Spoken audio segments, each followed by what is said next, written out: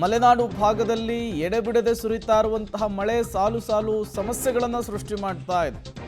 ಭಾರೀ ಮಳೆಯಿಂದ ರಸ್ತೆಯೇ ಕಾಣದೆ ಮೀನನ್ನು ಸಾಗಿಸ್ತಾ ಇದ್ದಂತಹ ಲಾರಿ ಪಲ್ಟಿಯಾಗಿದೆ.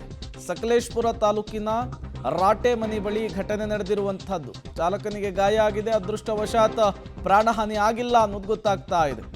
ಹಾಸನ ಜಿಲ್ಲೆಯಲ್ಲಿ ವರುಣನ ಅಬ್ಬರ ಮುಂದುವರೆದಿದೆ. ಅದರ ಪರಿಣಾಮ ಸಾಲು ಸಾಲು ಸಮಸ್ಯೆಗಳು ಅಲ್ಲಾಗ್ತಾ ಇರುವಂಥದ್ದು. ಇದು ಹಾಸನ ಜಿಲ್ಲೆಯ ಸಕಲೇಶಪುರ ಭಾಗದಲ್ಲಿ ಕಂಡು ಬಂದಂತಹ ದೃಶ್ಯ ನೀವು ಕೂಡ ಗಮನಿಸ್ತಾ ಇದ್ದೀರಿ. ರಸ್ತೆಯ ಪಕ್ಕದಲ್ಲಿಯೇ ಮೀನನ್ನು ಸಾಗಿಸ್ತಾ ಇದ್ದಂತಹ ಲಾರಿ ಒಂದು ಪಲ್ಟಿಯಾಗಿರುವಂಥದ್ದು. ಈ ರೀತಿಯ ಹಲವು ಅವಾಂತರಗಳಿಗೂ ಕೂಡ ಹಾಸನ ಸಾಕ್ಷಿಯಾಗಿದೆ. ಭಾರೀ ಮಳೆ ಸೃಷ್ಟಿ ಮಾಡ್ತಾ ಇರುವಂತಹ ಅವಾಂತರ ಇದು.